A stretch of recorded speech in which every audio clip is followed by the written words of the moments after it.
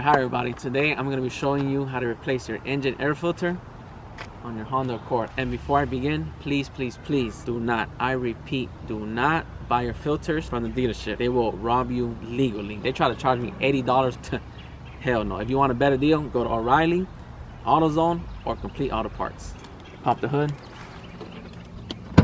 So once you lift up your hood like so, the filter is going to go in this area right here. There's gonna be two hooks. You unhook this one right here, and then you unhook this one right here. Next thing you're gonna want to do is lift up this part right here. You might have to play with it for a little bit and take out the previous filter. This is the old filter. It's very nasty. God damn, that's yeah, I had it there for like a little minute. And this one is the new and clean one. Do the same steps back in reverse. Lift this up, put the filter back in, close this bad boy up, hook the first one, hook the second one. Voila, you have now replaced your engine air filter on your Honda Accord. Like, comment, subscribe, and follow for more.